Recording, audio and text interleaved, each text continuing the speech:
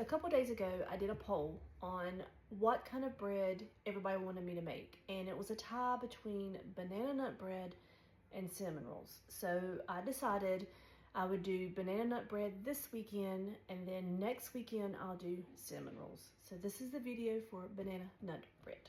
So the first thing we're gonna do, I've got 3 bananas. I watched the videos just to make sure I know what I'm doing, because this is the first time I've ever done banana nut bread. So they did 2 bananas, and a lot of them said they wish they would have done 3. So we're gonna go straight in and we're gonna do 3. So I'm gonna get these peeled. I'm gonna get them in my bowl. We're gonna smash them up with a fork, and then we'll add the rest of the stuff. All right, so we've got the 3 bananas peeled. I'm gonna take my fork and I'm gonna smash them up really good. And remember, you want ripe, really ripe bananas for this. You don't want ones you just bought from the grocery store. And I'm not sure on the water, so I'm gonna add 220 grams of water because my bananas already have moisture in them. I might do 200. We can always add more, but you can't take it out. All right, so I did 200 grams of water. I'm gonna mix this up, then we'll add Sammy. And Sammy really performed last night. Actually, I had to put him on the warmer this morning because he was still rising, and I didn't have time for that. So, oh yeah, he's stuck. Look how pretty he is. Bubbles galore. All right, so we're going to do 100 grams of Sammy.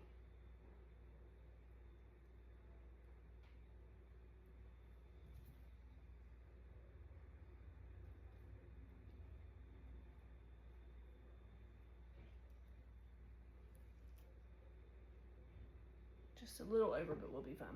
We're gonna get this mixed up. And I'm gonna add just a dash of vanilla to this. Smells delightful. So we're gonna add our usual 500 grams of bread flour, our 10 grams of salt. I'm also going to add about 30 grams of brown sugar.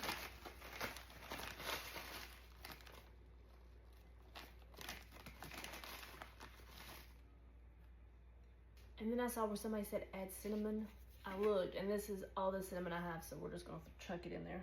We're gonna take this off and we're gonna get it mixed up.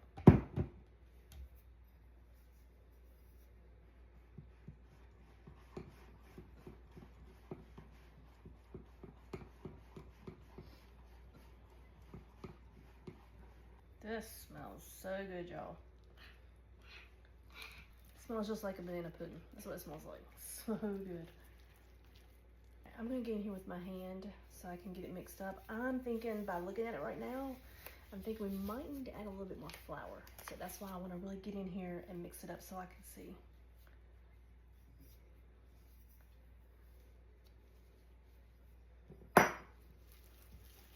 Oh yeah, we're going to add flour to this.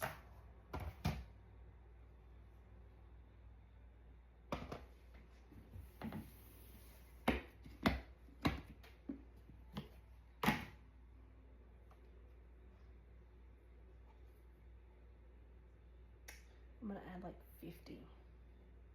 50 grams. Just added 50 grams of bread flour. So that's way too wet right now. I think we'll have to add some more, guys. I don't like the way that's filling. Just don't like the way that's filling. I'm gonna do another 50 grams. I think my bananas were really ripe, which is gonna make them have extra moisture in them. If you're ever mixing up a dough though, and you either feel like it's too liquidy or too dry, always add a little bit at a time, because you don't want to add too much flour, and then you have to add more water. So that's why I only added 50 grams at first. Felt that, mixed it up for a little bit, and then decided, hey, I think we need another 50 grams. And now that's what we needed. That's coming along a lot better now. So that would make us add a total of 600 grams of bread flour to this. All right, so I added another 50 grams of flour because it just was not, I was afraid to leave it like that. I was afraid it was not gonna hold together like I needed it to. So I added another 50 grams. Now I got 650 grams of bread flour.